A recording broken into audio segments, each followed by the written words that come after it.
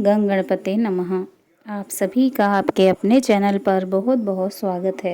हम सभी पर ईश्वर की कृपा सदा बनी रहे। आज इस वीडियो में हम बैसाख मास में सुनी जाने वाली तुलसी सींचने की कहानी सुनेंगे। प्रेम से बोलिए तुलसी मैया की जय। भगवान श्री हरि विष्णु जी की जय। बहुत पुरानी बात है। एक गांव में एक परिवार रहता था। उस परिवार में माँ, बेटा और बहू थे। बहू बहुत ही सीधी साधी और शांत स्वभाव की थी, परंतु उसी के दूसरी तरफ सास बड़ी झगड़ालू और घमंडी थी। वो अपनी बहू पर बहुत अत्याचार करती थी और उससे घर का सारा काम काज करवाती और खाने के लिए एक सूखी रोटी देती। अब बहू के पति को तो इन सब बातों का कुछ ज्ञान नहीं था। उन्हें यह सब बातें पता ही नहीं थी। वो तो सुबह होते ही खेत में काम करने चला जाता। बहू सास के कहे अनुसार घर के काम में लग जाती। एक दिन बहू ने देखा पड़ोसन नया मटका लाई है। पड़ोसन ने बात ही बात में बहू को बताया कि वो बैसाख स्नान करने की तैयारी कर रही है। बहू को बैसाख मास के बारे में कुछ भी पता नहीं था, इसीलिए वह पड़ोसन से पूछने लगी। तो पड़ोसन ने उसे पूरी जानकारी देते हुए बताया कि बैसाख मास का पवित्र महीना तुरंत फल देने वाला है। साथ ही तुलसी माता की महिमा भी बहू को बताई और कहा, अगर कोई बैसाख में सिर्फ स्नान करके तुलसी माता को सींचे तब भी उसके जीवन की सभी परेशानियां दूर हो जाती हैं। बहू अपनी सास के व्यवहार से बहुत दुखी थी। उसने सोचा, हो सकता है कि तुलसी माता की पूजा के प्रताप से मेरे जीवन में सब कुछ ठीक हो जाए। यह सोचकर बहू ने अपने मन में तुलसी माता की पूजा और बैसाख स्नान करने का निर्णय लिया। शाम को तुलसी माता और बैसाख मास की महिमा अपनी सास को बताई। सास बोली, कोई ज़रूरत नहीं है कोई नियम वियम लेने की, घर का काम करो, बस यही तुम्हारे लिए पूजा पाठ है। अब बहू क्या कहती, चुप हो गई। बैसाख मास शुरू हुआ। अब बहू ने क्या किया, वो बहुत जल्दी सुबह उठकर नदी पर स्नान करने चली जाती। वहीं एक घड़े में पानी भरती और तुलसी माता के पौधे को सींच देती। फिर वहीं बैठकर तुलसी माता की कहानी सुन लेती। अब बहू ने यह नियम ले लिया था, सास के जागने से पहले ही वापस घर लौट आती। अब ये रोज का नियम था। किसी तरह 15 दिन बीते। एक दिन सास सुबह जल्दी उठ गई। उसने देखा घर में बहू नहीं है। उसे कुछ गड़बड़ लगी। अगले दिन भी सास जल्दी उठी। उस दिन भी बहू घर पर नहीं थी। सास समझ गई कि जरूर यह बैसाख मास का स्नान कर रही होगी और तुलसी सींच रही होगी। अब सास सोचने लगी, अगर मैं इसको मुंह से बोलूँगी तो घर में बेकार लड़ाई झगड़ा होगा। उसने सोचा कि क्या करूं और कैसे करूं कि बहू का नियम छूट जाए। अगले दिन सास ने उसका मटका बदल दिया। पक्के मटके की जगह कच्ची मिट्टी का मटका रख दिया। सुबह अंधेरे में ही बहू कच्ची मिट्टी का मटका लेकर नदी पर चली गई। बहू ने स्नान किया। फिर उसने मटके में जल भरने के लिए जैसे ही मटका नदी में डुबोया, मटका गल गया और सारी मिट्टी बह गई। अब बहू को यह देखकर रोना आने लगा। वह रोने लगी। तुलसी माता के पास जाकर रोते रोते बोली, तुलसी माता, आज मेरा नियम टूट गया, मुझे क्षमा कर दीजिए। तुलसी माता उसके सामने साक्षात रूप में प्रकट हुई और बोली, आज तुमने जल के स्थान पर अपने आंसुओं से मुझे सींचा है, तुम्हारा नियम पूरा हुआ। बहू ने कहा, माता, मैं कल जल लेकर कैसे आऊँगी? अगर मेरी सास को यह पता चला कि मैंने मटका नदी में बहा दिया है तो वह तो बहुत गुस्सा होंगी। तुलसी माता ने उसे एक मटका दिया, जिसे लेकर वह खुशी खुशी अपने घर को आ गई। सास ने देखा तो वह मटका सोने का था। अब सास के पूछने पर बहू ने सारी बात सच सच बता दी। सास अंदर से तो बहुत खुश थी, पर बाहर से नाटक करते हुए बोली, अगर तुम सोने के मटके में जल लेकर जाओगी तो गांव वाले इसको छीन लेंगे। तुम कल फिर जाकर अपनी तुलसी माता के आगे रोना, रोकर दूसरा मटका मांग लेना। अब बहू बहुत सीधी सादी थी, उसको तो कुछ ऐसा था ही नहीं। वह अगले दिन तुलसी माता के पास जाकर फिर से रोने लगी।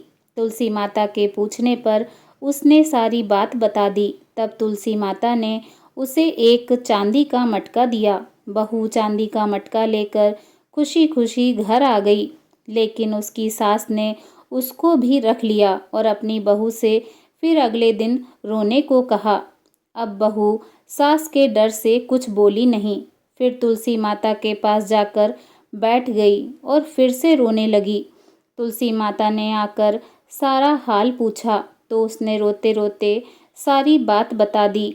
अब तुलसी माता ने कहा, तेरी सास का लालच कभी खत्म नहीं होगा, तू आज मिट्टी का मटका लेकर जा।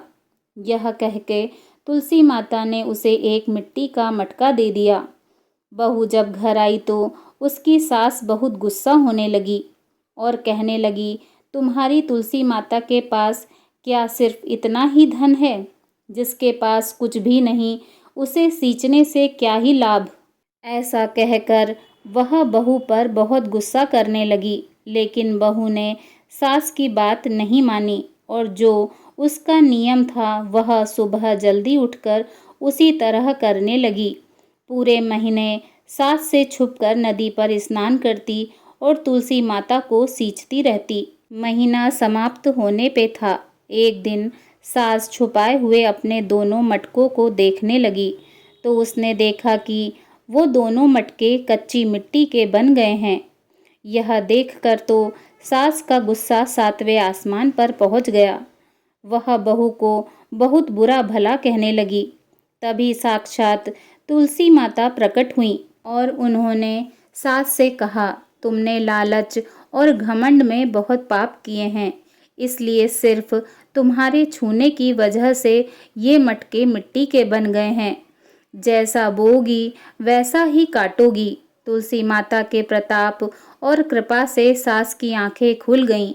वह बहुत रोई और तुलसी माता से क्षमा मांगने लगी। तुलसी माता ने उसे क्षमा कर दिया और खुश रहने का आशीर्वाद भी दिया। तुलसी माता की कृपा से तीनों घड़े खुद ही सोने के हो गए। अब सास बहू मिलकर हर रोज तुलसी माता का नित्य नियम करने लगी। वह दोनों सुबह स्नान करके तुलसी माता को सींचने लगी। तुलसी माता की कृपा से उनका घर अन्न और धन से भर गया। उनके घर में सुख समृद्धि की वर्षा होने लगी। तुलसी माता अपने सभी भक्तों पर अपनी कृपा बनाए रखना। कहानी अधूरी हो तो पूरा करना और पूरी हो तो मान रखना। कथा कहने वाले और सुनने वाले और हुकारा भरने वाले सभी की मनोकामना पूरी करना। बोलिए तुलसा माता की जय। बैसाख मास के ठाकुर की जय। ओम नमो भगवते वासुदेवाय नमः। तुलसी माता की दूसरी कहानी। एक छोटा सा गांव था। उस गांव में 7 भाइयों की एको एक लाडली बहन थी। सातों भाइयों का विवाह हो चुका था। माता पिता का बहुत समय पहले ही स्वर्गलोक गमन हो चुका था। सातों भाइयों की बहन बड़ी ही धार्मिक प्रवृत्ति की थी। जब से उसने होश संभाला तभी से वह तुलसी माता को सींचती, दिया बाती करती, भोग लगाती, 5 भजन गाती और परिक्रमा करती थी। रोज तुलसी जी की सेवा पूरे तन मन से करती थी। तब एक दिन सातों भाभियों ने नंद को ताना मारा कि क्या तुम रोज तुलसा जी की सेवा करती रहती हो? अगले घर ब्याह कर जाओगी तो तुम कोई कामकाज क्यों नहीं सीख लेती? ससुराल जाकर तो तुम्हें रोटी सब्जी चूल्हा चौका कपड़े बर्तन ही करना है। ऐसा कहकर सातों भाभी नंद के ऊपर हंसने लगी, लेकिन नंद कुछ नहीं बोली। इसी तरह समय बीतने लगा। जब वह विवाह लायक हुई तो भाइयों ने अपनी एको एक लाडली बहन के लिए अच्छा घर वर ढूंढना शुरू किया। उन सातों भाइयों ने अपनी बहन के लिए एक अच्छा घर ढूंढा। तब सातों भाइयों ने अपनी अपनी पत्नियों से कहा कि मेरी लाडली बहन के लिए दहेज का सारा सामान तुम्हें ही लाना है, गहने कपड़े बर्तन इत्यादि। तो सभी ने हामी भर दी। तब सातों भाभियों ने अलग अलग डिब्बों में, किसी में तुलसा जी की पत्तियां तोड़कर डाल दी, किसी में तुलसा जी की जड़, किसी में तुलसी की मंजरियाँ, किसी डब्बे में तुलसी की टहनियाँ, तो किसी डब्बे में तुलसी की माला। इस तरह से 10-15 डब्बे तैयार कर दिए और अपने अपने पतियों से बोली कि सुनो, हमने नंदबाई की शादी के लिए पूरी तैयारी कर ली है। अलग अलग डिब्बों में सारा सामान रखवा दिया है। लेकिन नंद को तो सच्चाई मालूम थी। उसने अपने भाइयों से कुछ नहीं कहा, क्योंकि वह अपनी भाभियों का घर तोड़ना नहीं चाहती थी। तब विवाह वाला दिन भी आ गया।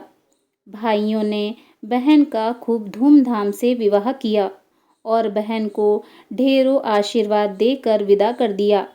बारात दुल्हा दुल्हन के साथ चल दी। पहले बारात पैदल जाती थी या फिर ऊंट गाड़ी या बैलगाड़ी से, तो उन्हें जाने में कई दिन लग जाते थे। तब बारात दुल्हन को लेकर पैदल पैदल चल दी। चलते चलते दोपहर से शाम हो गई। तब वे सब एक जगह पर रात विश्राम करने के लिए रुक गए। बारातियों को भूख लगी तो ससुर ने सोचा कि समधी जी के यहाँ से इतने सारे डिब्बे आए हैं, जरूर किसी न किसी में भोजन भी होगा।